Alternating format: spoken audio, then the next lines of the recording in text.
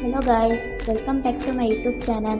If you like the video, like, subscribe and press the bell icon.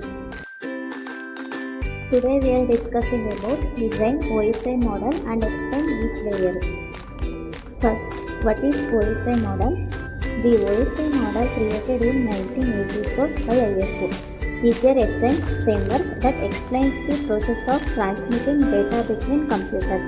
It is divided into 7 layers that work together to carry out specialized network functions, allowing for a more systematic approach to networking. What are the layers of the OSI model? Application layer, presentation layer, session layer, transport layer, network layer, data link layer, physical layer. These are the 7 layers of the OSI model.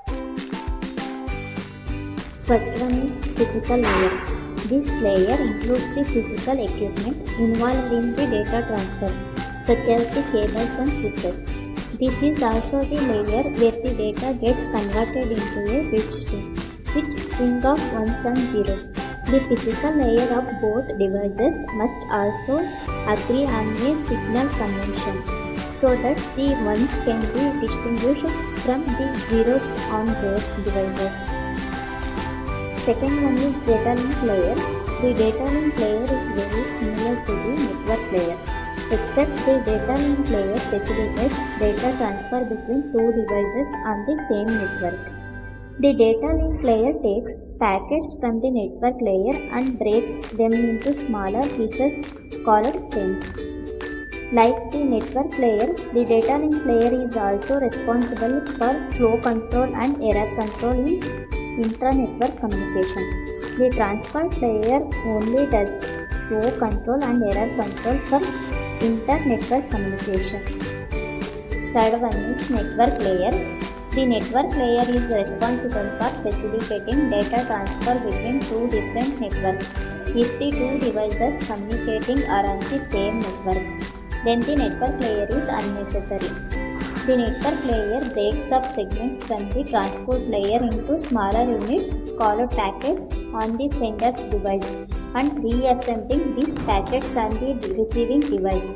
The network layer also finds the best physical path for the data to reach its destination. It is known as routing. Network layer protocol include IP, ICMP, IGMP. Fourth one is transport layer. Layer 4 is responsible for end-to-end communication between the two devices. This includes taking data from the session layer and breaking it up into chunks called segments before sending it to layer 3. The transport layer on the receiving device is responsible for reassembling the segment into the data the session layer can consume. The transport layer is also responsible for flow control and error control.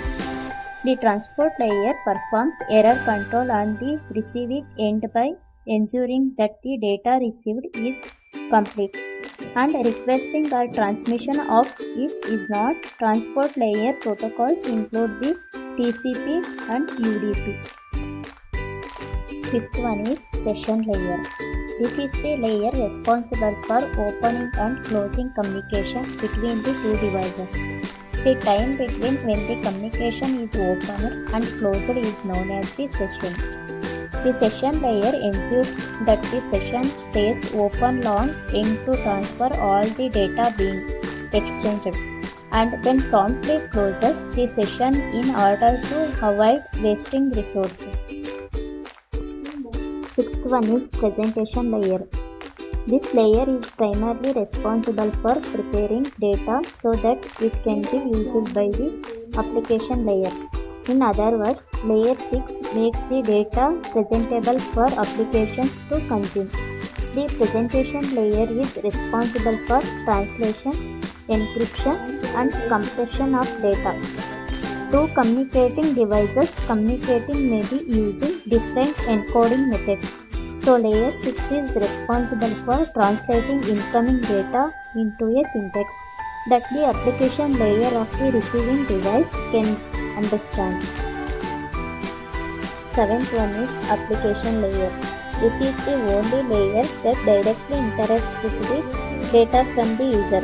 Software applications like web browsers and email clients rely on the application layer to initiate communications, but it should be made clear that client software applications are not part of the application layer.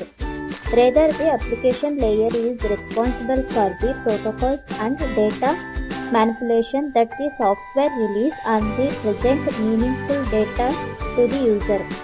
Application layer protocol includes HTTP as well as SMTP. Now I am going to end my video. Thank you guys for watching my video. Please don't forget to like, comment, share and subscribe to my YouTube channel.